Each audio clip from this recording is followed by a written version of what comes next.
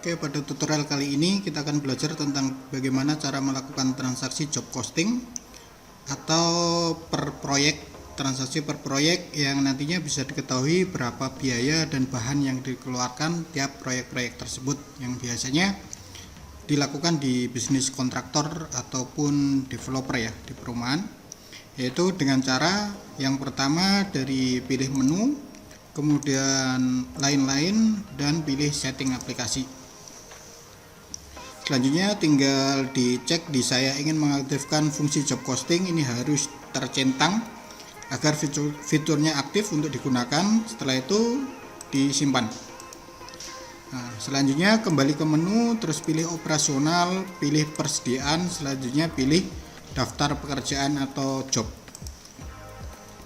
Nah, ini list sesuai dengan SPK-nya tiap masing-masing proyek biasanya harus diinputkan di sini. Dengan cara misalnya contoh dari isi baru diklik, kodenya buat 002 dengan nama misal bangunan.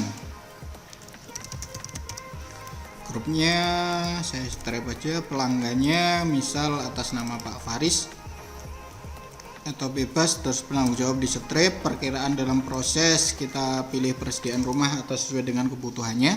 Kalau misal di versi sebelumnya belum ada perkiraan barang dalam proses, nggak ada masalah.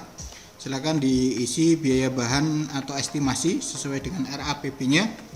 Biaya bahan ini kira-kira estimasi atau anggaran untuk bahan yang dikeluarkan, nilai bahan yang dikeluarkan, misal 10 juta. Kemudian biaya lain ini estimasi terkait dari jasa yang dikeluarkan nantinya untuk pekerja dan sebagainya, misal saya buat 5 juta. Nah, untuk yang realisasi yang bawah ini sama biaya bahan dan lain-lain ini nanti otomatis akan terinput atau terjumlah secara otomatis ketika sudah ada transaksi di sananya. Tanggal pengerjaan ini bebas mulai dari sekitar tanggal berapa sampai selesai tanggal berapanya. Misal terus saya simpan, oke, keluar. Nah, akan muncul di daftar job costing ini yang tadi saya tambahkan di bangunan ini. Nah, selanjutnya bagaimana cara nginput atau untuk mengeluarkan stok atau barang-barang ke pekerjaan bangunan ini. Nah, caranya kita keluar terus pilih ke tombol costing. Nah, tombol costing terus klik di costing baru. Nah, keterangan ini bebas nanti sesuai dengan kebutuhannya, silahkan di enter. Terus ketika sudah dikode ini silahkan di enter ulang.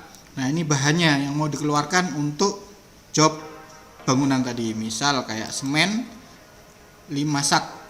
Oke, cukup. Terus saya tambahkan misalnya besi 10 biji juga.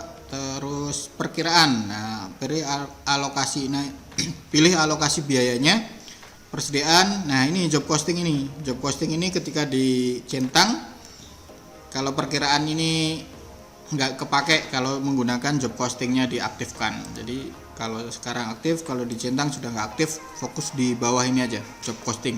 Nah, ini dialokasikan costing untuk pekerjaan ke mananya. Nah, pilih job ini, daftar pekerjaannya tinggal dipilih sesuai dengan kebutuhannya. Misal saya masukkan ke daftar bangunan. Nah, pilih bangunan, setelah itu silahkan disimpan saja. Selesai, keluar. Nah, sudah masuk tadi. Kita coba cek dari menu operasional, persediaan dan daftar pekerjaan. Maka di bangunan sudah kelihatan bahan terpakainya 915. Kalau mau lihat rinciannya silakan dipilih bangunan ini, terus klik bahan yang terpakai. Dari tanggal berapa sampai tanggal berapa silakan ditampilkan. Nah, otomatis sudah pernah dilakukan satu kali transaksi job costing tadi dengan bahan yang terpakai 10 biji besi dan 5 sak semen ya, totalnya sekian. Oke, keluar. Nah, ini biaya-biaya yang keluarkan kalau dari jasa. Dari mana transaksinya?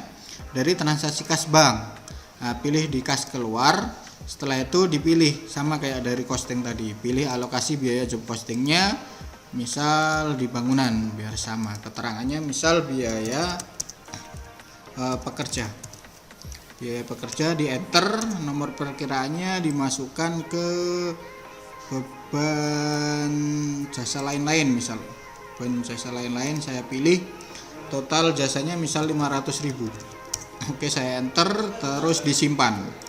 Nah, keluar, kita cek dari menu, coba operasional, masuk ke persediaan dan daftar pekerjaan atau job kembali.